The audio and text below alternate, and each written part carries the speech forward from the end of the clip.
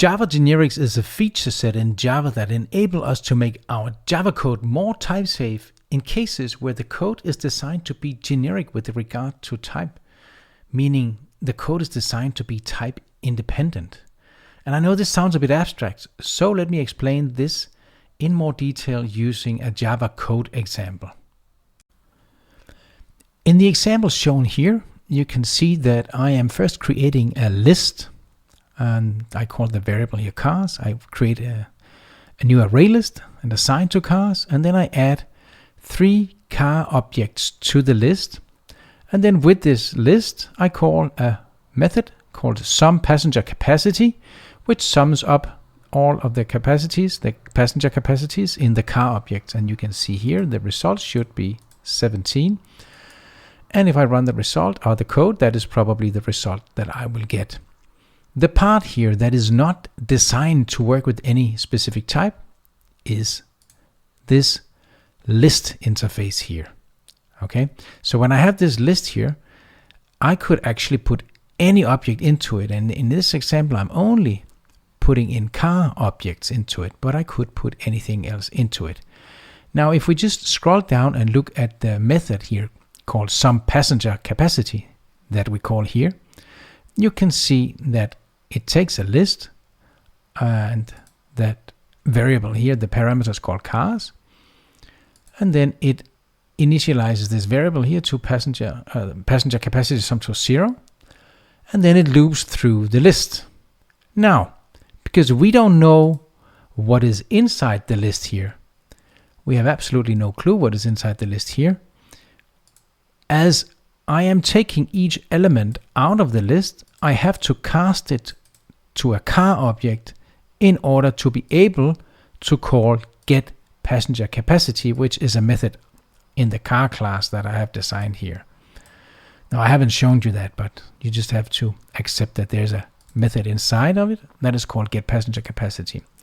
And at the end, I return, the method returns the passenger capacity sum here. Now, if I run this example, let's just run it and let's just quickly see what happens. As you can see, it sums up the passenger capacity to 17, which is the sum of 5 plus 5 plus 7. Now, because list is not type specific, I could actually add another object to it that is not of type car. Now have a look at this. Now I'm adding a truck to the cars list. It is perfectly valid up here, but down here, when we extract the elements from the list, this cast here will now fail because the truck is not a car. The truck object is not an instance of the car class. You see, we get absolutely no compile time errors. We will only get a runtime error. Let's run the example and see what happens. And as we expected, we now get a class cast exception that the class, which is called truck, cannot be cast to car. And that is exactly what we expected. Now, we would of course like to be able to be warned about this potential error already at compile time, and that is what we can do with Java generics. Java generics enable us to add type parameters to types that are designed to be used with generic types. And the Java list interface is designed for that. So I can add a type parameter here, signaling that I don't just want a list of whatever, I want a list of just car objects. And I now also provide the type here when I instantiate the array list. However, it is not necessary to provide the type here. If the type is already provided over here, then this type parameter here is inferred from the type parameter over here. Now what you can see is we get an error. We get a red line here saying that it is no longer possible to add a truck to a list that is type parameterized to contain car objects. if I try to compile this code, then we will get a compile time error now. Can you see that truck cannot be converted to car? Okay, and we get that, and it is referring to this specific line right here. Now we have a compile time warning, actually a compile time error, that tells us that we are trying to put something into this list that this list was not intended for. Let's comment this out, and now we can rebuild the code again, the project here, and we can see that we now have build completed successfully. And so now the type error is gone, the compile error is gone. I can actually use the same technique down here in the method that sums the passenger capacity. As you can see, here is the ungeneric version here, and I have created a type parameterized version here. And you can see that I've added a car object or the car class as a type parameter to the list parameter declaration here. Now, because we know that all the elements in this list are car instances or car objects, we no longer need to cast the object that we take out of the list to a car object. If I just unfold this or expand this again, you can see that the main differences between the ungeneric and the generified or type parameterized version of these two methods is that this version up here does not have a type parameter and therefore needs this cast, whereas this version down here has a type parameter on the list declaration here and therefore does not need a cast. Adding this type parameter to the parameter declaration here also has another advantage. Let's just have a look up here. As you can see, I have changed this to now call this method here. And imagine that for some reason I created a list of trucks instead. Now you can see, of course, you can see that these three calls here no longer are valid. The compiler complains because we cannot insert car objects into a truck list. But notice also down here that the compiler is now complaining that we're trying to call this some passenger capacity generics method with a list of truck objects, and the method actually expects a list of car objects. This warning would not have happened in case we just called the ungeneric version up here, because this one does not have any type information in the list parameter declaration, so the compiler does not know what objects needs to be inside, or this method expects to be inside the list. But as soon as we add that type parameter here, we get that warning also when we try to call this method with a list or with an object that has the wrong parameter or generic parameter type, and in this case a list of trucks when we actually expect a list of cars. Let me just fix this and go back to here. You can see all the errors disappear again. By the way, Java Generics also works with the Java for each loop. And you can see here I've created two methods here that both sum up passenger capacity for cars. And as you can see in the first method here, the list parameter has no generic type parameter. And in the second method here, it does have a generic type parameter in the cars parameter declaration. And that means that in the first version up here, each of the elements that we iterate through in the cast list has to be cast to a car before we can actually call get passenger capacity. Whereas here, where we already know that all the elements in the list will be car instances, car objects, then we can declare the variable that we assign each element to be of a type car already here in the for loop when the for loop is declared. So we save a line, and we save the cast here, we save a line, and the for each loop becomes a bit more concise. Java Generics works with all of the Java collection classes and interfaces. And I have created 3 examples here. You can see here as a list and a set and a map. And you can see that in the declaration that I'm using generic type parameters for each of these 3 variable declarations. In the case of the map, you can see that it even has two generic type parameters, one for the key and one for the value that you're using with the map. As you can see, it is also possible to use the for each loop with these interfaces, of course. The first one here, for each car here, we have already seen that in the previous example, but as you can see, it also works for the set, because the set now has a type. So then we can also use the for each loop typed with the set. And for the map, you can see that it is possible here to iterate through all of the keys like this and all the values like this. And as you can see, we can cast or declare the variable of the same type as we have used in the generic type parameter declaration up here, string and car. We can use them here when we iterate the keys. We can use string directly for this variable that is assigned where each element in this key set is assigned to during iteration, and the same is true down here where we can use the type of the values that we declared up here in the map right there. Now let us see how you can use Java generics in your own Java classes. You can use generics both for class member variables and for methods. And let's first see how you can use Java generics for methods. If you look at the class I have created here called myGenericClass, you can see that it has a method declared called add. It's the method here. You can also see that the add method has a generic type variable named t declared. That's declared here. This generic type variable is used as the type for the element parameter as well as the generic type of the list parameter. You can see that here and here.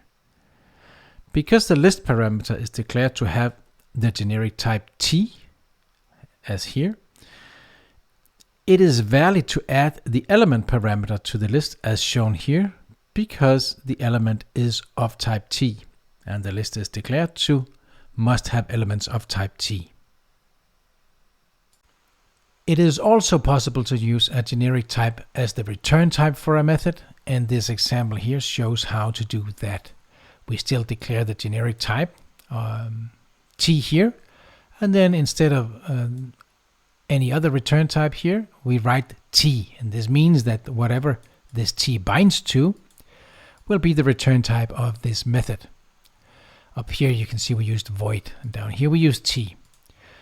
The rest is the same. The element is of type t, and the generic type for the list is t, and the method then adds the element to the list and then returns the element, and we can do that because we know that the element is of type t and the return type is of type t as well. Now let's see how it looks to use this myGeneric class that we have implemented.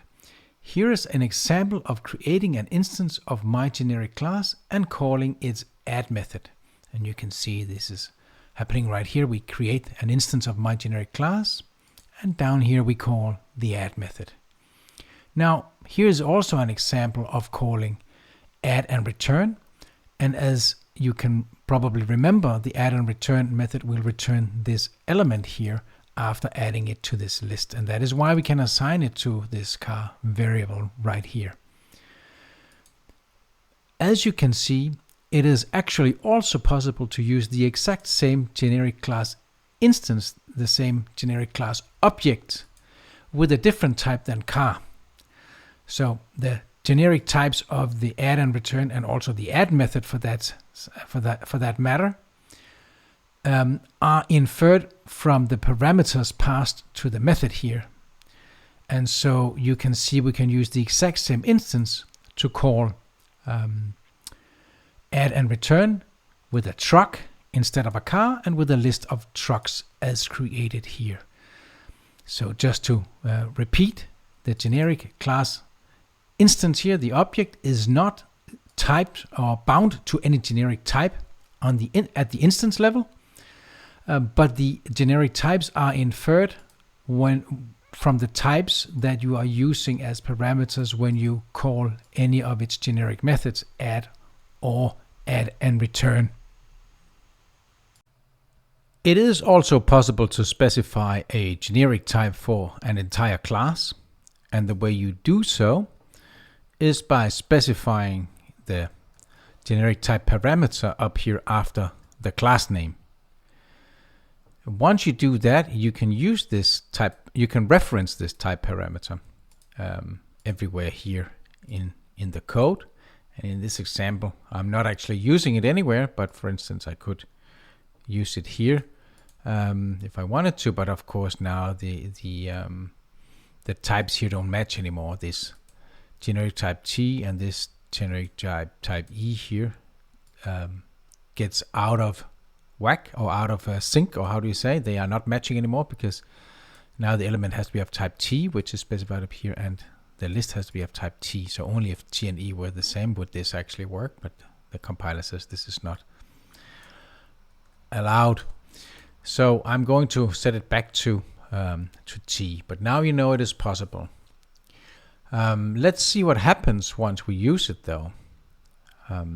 As you can see here, I'm not specifying any generic type parameter up here when I declare the variable of my generic class, but I could. And the fact that I'm not doing that confuses the compiler. There's actually not really anything wrong with this example here. It's just saying now that, oh, it is expecting objects, or it finds an object and it's expecting car, and it has something to do with the generic type here that it gets confused about, because we have now a generic type for the whole class. But let's set here up here a generic type, and let's just set it to, let me just set it to something completely different. Let me just set it to string. Okay, this does not make any sense, but I will explain why in a second. Now you can see we have bound the generic type E, here, to string. And now this example down here, now all of a sudden it works again. And why is that? It's because there's nothing wrong with this expression here, because now it correctly binds T to whatever is passed as parameter here. So that's car, and the type parameter of this list, which is also car, as you can see here.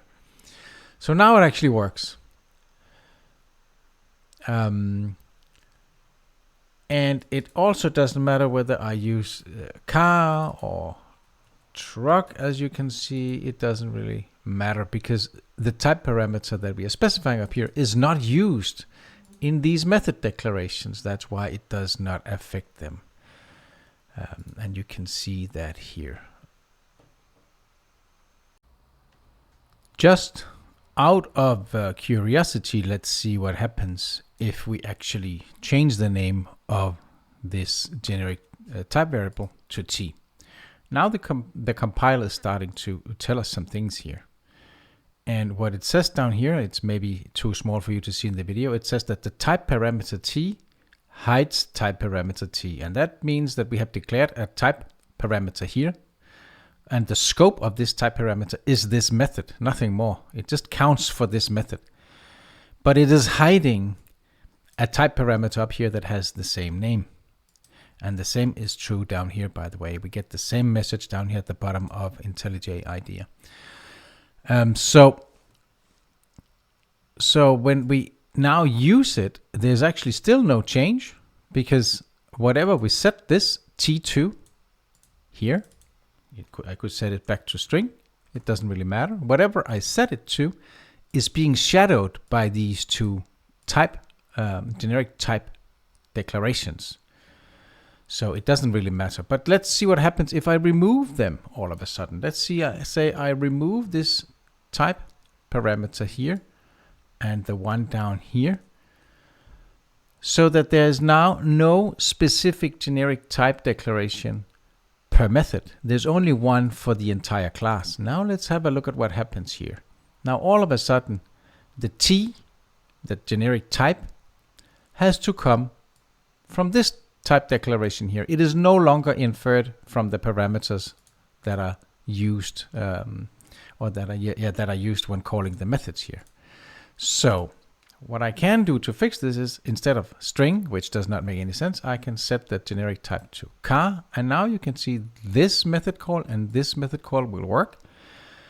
But this method called down here will no longer work because we have set the generic type for the class to car, and down here we are using a truck as parameter and a list of trucks, as you can see here.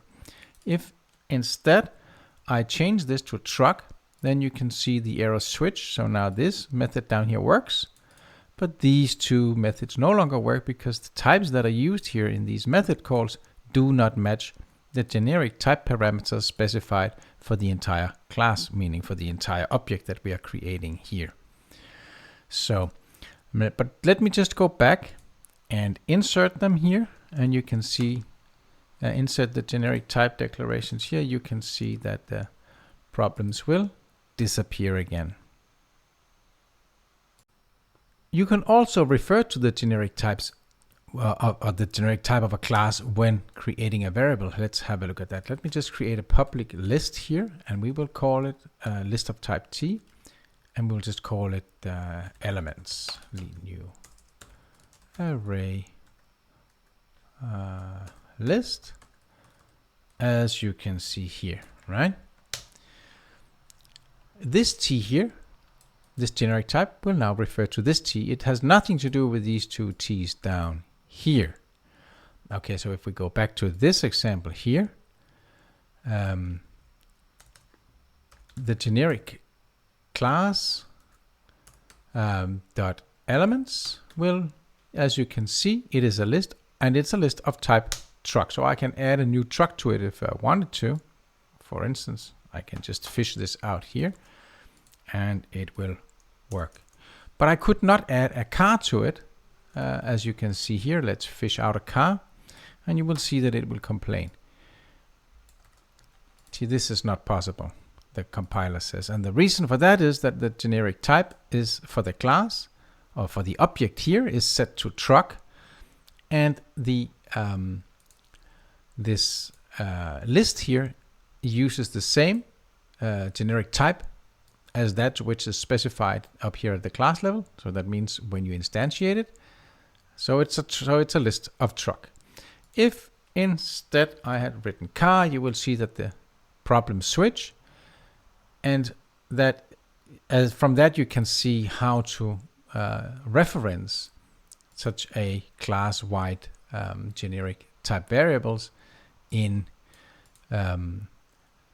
member variables as well. We could declare this private as well, and we could put add methods or whatever that would work directly on this list. We could add that and reference this T here from these methods, and it would all work. And I could actually just show you really quickly here. It would look something like this: public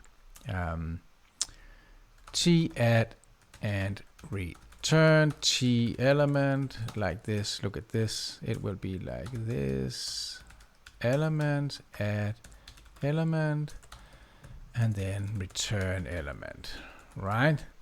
Now this T refers to whatever is declared up here. If we go out here now, we could also then, you can see it is the car that is valid at the moment because we are using car as a generic type up here.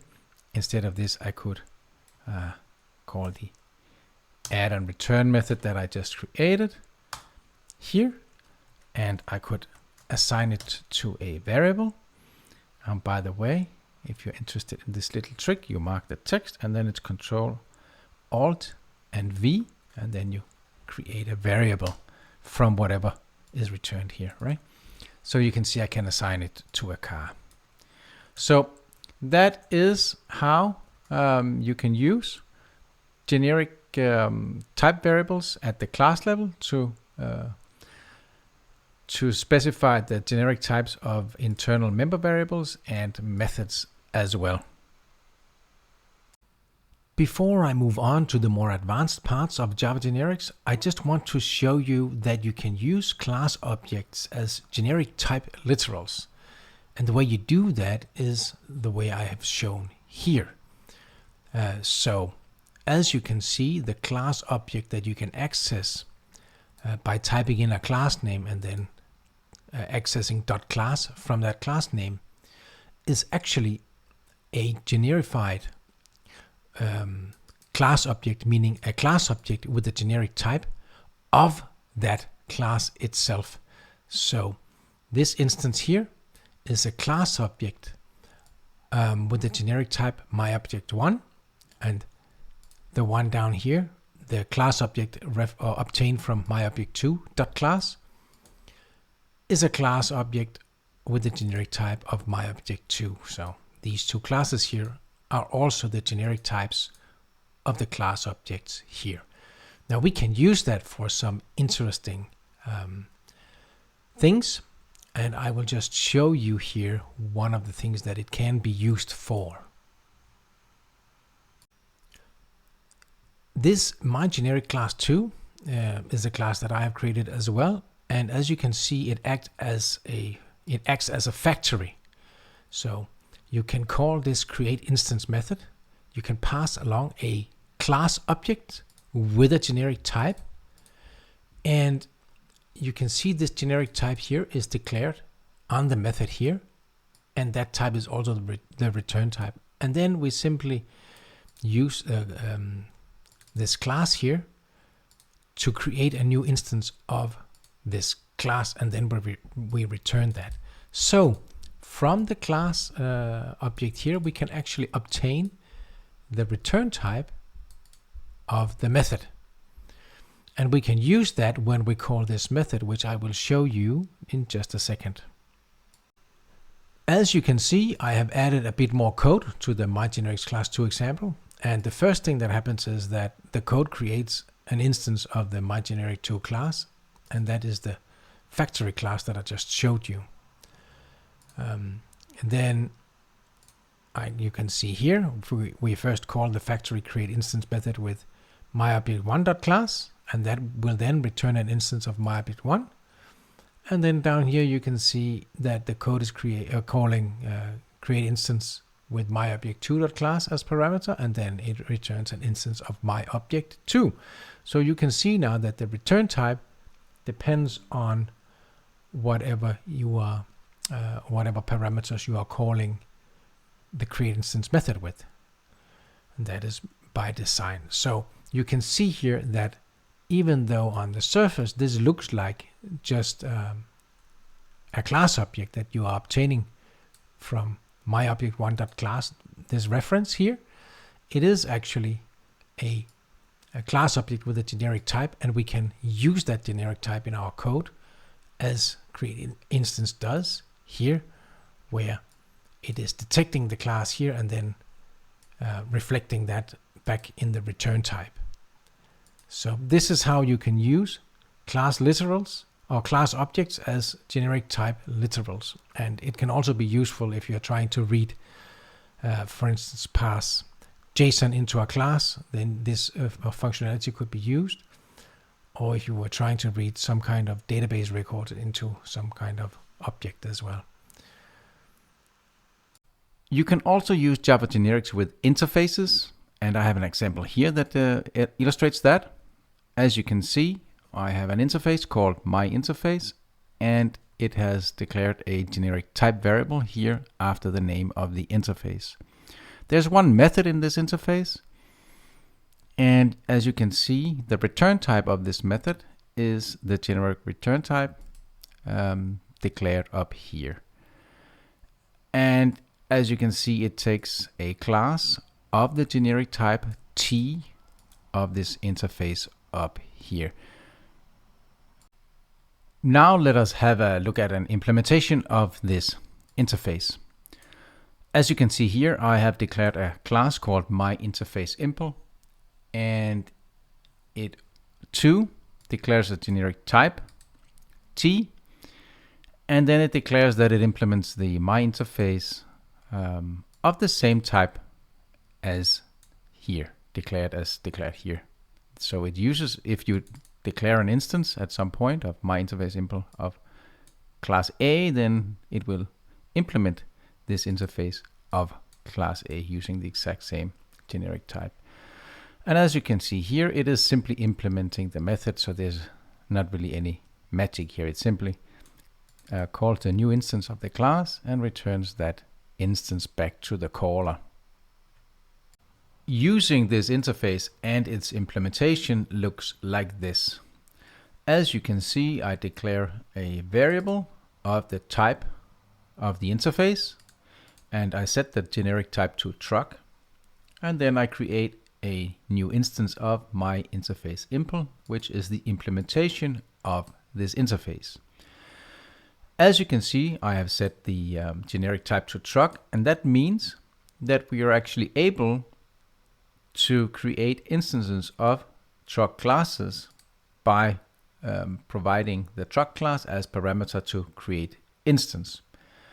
However, because this generic type is specified for the entire object and not just for the method, that means that it is not possible to create instances of a car, of the car class, using the same variable here. For this to work, we would have to change the generic type to car instead. Now you can see this works, but now this line up here would not work. Obviously, one way to fix it would be to have one instance with the generic type of truck and another one with the generic type of car.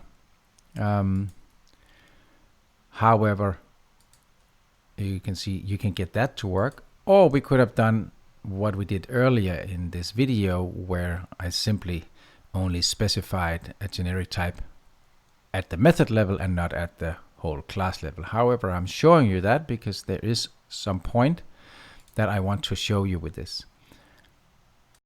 What I want to show you is that you can actually specify a concrete type already when you implement the interface. Let's try to remove this generic type specification here, or declaration here. And here we say we're actually implementing my interface with a generic type truck, not with a generic type in general. So we are now locking the generic type of this implementation of the my interface to truck. All right, and the compiler is complaining because now it wants us to return truck here, and it wants us to only allow truck, the truck class as parameter here. Now you can see everything compiles, and if I go back here, you can see this is no longer possible. It is not possible to specify a generic type for my interface implementation anymore. And we can actually try to delete it here. You can see what happens. This line here is no longer possible. It's no longer valid because the generic type here is not valid for my interface impl. And that is because we have hard-coded the generic type of my interface in this implementation to be truck. So we can use it with truck. We can write my interface with the generic type truck, and then create an instance of that without a generic type specified, because it is specified already here in the implementation. And this line up here is no longer valid at all. So now we can comment that out, and we can comment this out. And as you can see now, everything is compiling. And that is just what I wanted you to see, that when you implement an interface, you can actually, an interface with a generic type, you can actually at the implementation time also specify the generic type explicitly. You could also do this if you were extending a class. Actually, imagine instead of implements here, it was extends, and there was some kind of class here that had a generic type. You could actually extend that class and lock the generic type in at extension time, meaning at the subclass. It is not something that I see done very often, but it is possible. The last topic that I want to cover in this video about Java generics is the concept of generic wildcards. And before I explain how they work, I will first explain you what problem they're intended to solve. If you imagine that we have a class called parent, and that class has two subclasses, child A and child B. So child A is a subclass of parent and child B is also a subclass of parent, then you can create a list of parents like this. You could create a list of child A like this, or a list of child B like this. If you then also imagine that you have a method called process parent, just meaning process parent objects, and this method takes a list of parent objects as parameter, then what you can see here is that the compiler, the Java compiler, will then actually allow you to use the list of parent objects here as parameter to this method. However, it will not allow you to use the list of child A or the list of child B as a parameter, because these classes are not lists, or these classes are not parent classes. These lists do not contain parent objects. Now, in type theory, or in, how do you say, at least in within the rules of inheritance in Java, an instance of a child A is also an instance of a parent of the parent class, because child A is a subclass of parent, and the same is true for child B. However, the compiler still does not allow you to use a list of child A as a list of parent down here, even if each of these child A or child B instances is in fact also a parent. The compiler says no. And in order to solve that problem, we have something called generic wildcards in Java, and I will just explain how they work. If you imagine that we have a method here called process any, we can write a question mark instead of the generic type for the list here. Now this enables us to get an object out of this list, but we cannot add any elements to this list. We are simply saying we don't know what the generic type is, and we, for whatever we are going to do in here, we also don't care what the generic type is. We're just going to cast it to an object and work with it as if it was an object. Now down here you can see, like up here you can see, we can take whatever element out of this list and treat it as an object. This is perfectly valid, but we cannot add an object to the list. And the reason for that is that we do not know at this time what generic type this list will have. So while from an inheritance point of view, it is always valid to take any object out of a list and treat it as an object, because all objects are in the end objects, right? They are subclasses of object. We do not know what this type here is, so we cannot add an object to this list, because what if this question mark here was, let's say, child A? And let me show you what I mean by that. Let's copy, or just take one of these here. We say process any. And now you will see this is actually valid, right? But that means that we are taking a list of child B objects and passing it as parameter to this method here. But we are not allowed to insert object instances into a list of with the type child B, with the generic type child B. This is of course not valid. So the compiler says, you know what? When we do not know what the type is, it is quite fine that you take an object out and you use it as an object here, because we know all objects at least will have that superclass in common.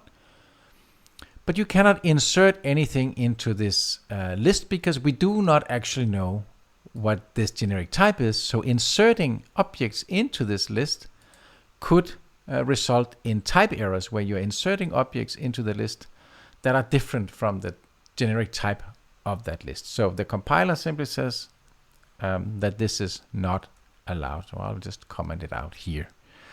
So this is the first generic wildcard here, you can use a question mark if you do not care about the type of the collection here. And this is a little bit different from not having a type, because if you do not have a type, well, then you could actually insert an object here. You could also add a string here. Because you are saying, well, we don't really care what the type is, it's just a list, right?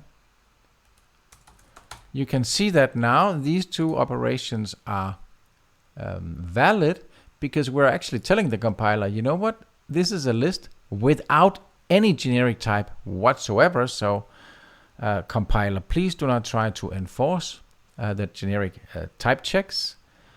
But as soon as we actually do say, you know what, there will be some kind of generic type on this list, then the compiler says, oh, these operations here are now type unsafe, and I will prevent them.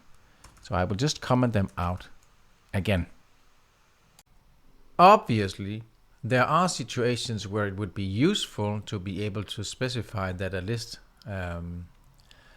has a certain generic type, but where you could also use lists of a generic type that is a subclass of that type as substitutes for that list.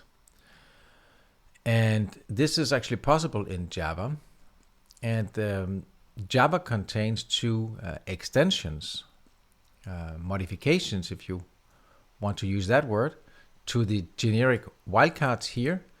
And first of all, what is possible is that you can say that the type here is unspecified, but it has to be a type that extends parent.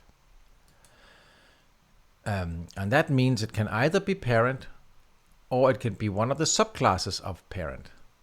Now, notice what we can do now. Again, just like up here in process parent, where we know it's a parent, we can actually get an element out of the list, and we know that it is a parent.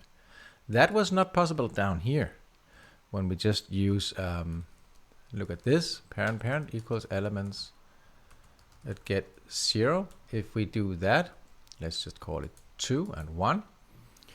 You can see that the compiler says, oh no, you cannot do that because we do not know for sure that this type here will be a parent. So you cannot actually just take elements out like that. So we comment this out. Down here we are saying whatever this wildcard here binds to of a type, it has to be a type that is a subclass of parent. It has to extend parent.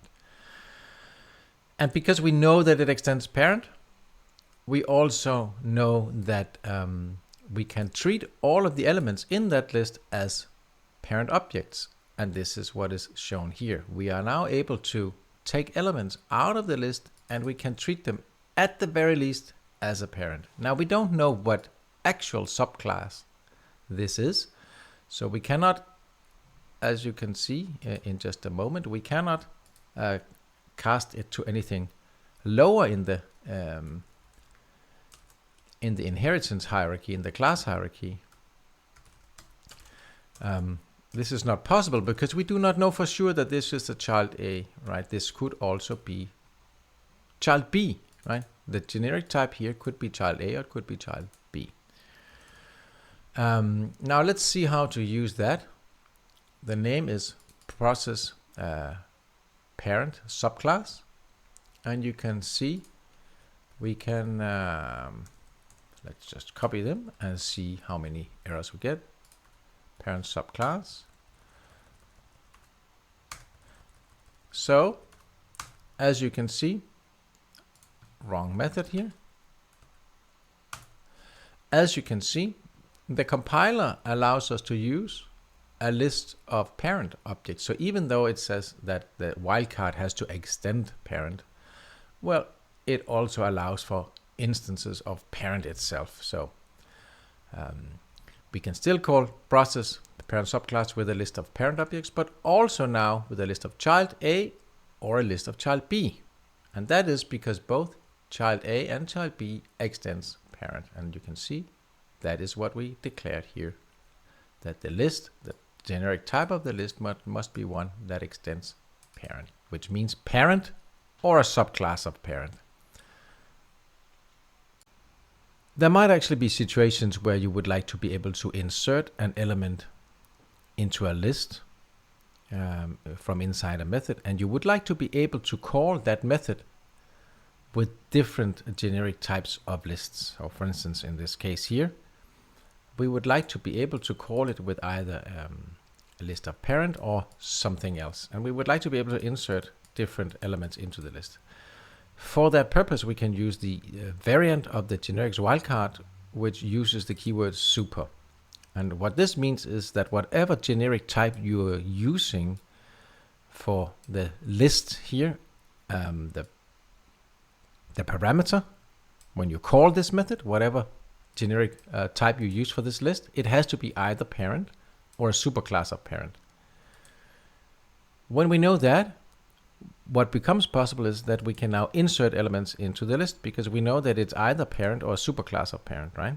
That is the generic type of this list. So even if it was object, it doesn't matter. A parent is also an object. And if there was some kind of other class in between object and parent, well, it doesn't really matter, because if the type was that type, if the type of the list, the generic type of the list was that middle ancestor here, well, a parent is also a subclass of that parent. So it is valid to insert a parent into that list because it will also be an instance of all superclasses, right? You can use it as an instance of one of the superclasses. And similarly, we can now also insert instances of subclasses of parent because we know there will also be an instance of a parent, and there will also be an instance of any superclass of parent. So this is very useful to use this variant of the generics wildcard when you need to insert elements into a list. Now let's just quickly see how this changes the rules of using this method. As you can see, it is now possible to call this method here with a list of parent objects, so the parent list here, right? This is valid because we know that parent is either parent or a superclass of parent. That was what the method said. However, the two other lists here, they are not they do not have a generic type that is either parent or superclass of parent, right? Because child A and child B are subclasses of parent, not superclasses of parent. So these two calls here are not valid. For instance, if you were allowed to call process parent superclass here with child A list, which is a list of child A instances, then this line here would no longer be valid, right? Because you would come in here with the generic type being child A, and in a child A list, you could, first of all, you could not insert parent because parent is not an instance of child A. You also could not insert a child B instance because child B is not an instance of child A. So now you can see these two become invalid because you have to use at least a list of parent or something that is higher up in the hierarchy. And actually, let's just have a look at that. You would actually be able to call it with a list of object, right? Because that is, after all, a superclass of parent. Let's do like this, array list or whatever, and then have a look at this. See this, as you can see, this is valid because object is a superclass of parent. And if we jump down into the method, if we imagine that this generic type wildcard here was bound to object, then this call is valid because a parent is an object. Child A is also an object, and child B is also an object. So all of these add calls here would be type safe to perform. Okay. The super variant of the Java generics wildcard does impose some restrictions on reading elements out of the list, because now here with this specification, we no longer know exactly what type we are dealing with when we are taking elements out. And why is that? And that is because we know that it is either, this type here will either be parent or a superclass of parent, but we do not know exactly which superclass parent, right? So while we know it will be valid to insert subclasses of this superclass into the list, once we want to get elements out of the list, we have, from this list that came from the outside, we have no way of knowing what type they are. The only type that we can be guaranteed that they have is object, because object is at the root of the type hierarchy, of the class hierarchy. So we know that all objects will have object as a common ancestor. So this is valid. However, this is not valid. And why is that? Well, we could actually be using object here, right? Or we could use some kind of other ancestor in between object and parent. And then you cannot take an element out of a list of objects and expect it to be a parent. Look up here. In this example here, we're actually using a list of object. We are calling this method here with that list. And we haven't put anything into this list, but we could have put a string into it, right? We could have put a date into it. We could have put an integer object or whatever, something else into this list, because those are all objects. But once we try to take them out, we cannot be guaranteed that they are parents, right? We don't know that. The only thing we know is that it is at least an object. So, to sum it up, the super variation of the Java generic wildcards puts restriction on reading elements from the list, but enables you to insert elements into the list. And the extends variation of the generic wildcards enables you to actually get elements from the list, but then puts restriction on inserting elements into the list, as we saw earlier. So you have to decide which of these two operations that your method needs, and then you have to choose the generic wildcard that is suitable for the purpose. That is all for this video about Java generics. Remember to check out the description below the video for links to related topics and also to a textual version of this tutorial. And if you like this video, please hit the like button. And if you want to see more videos like this, please subscribe to my channel.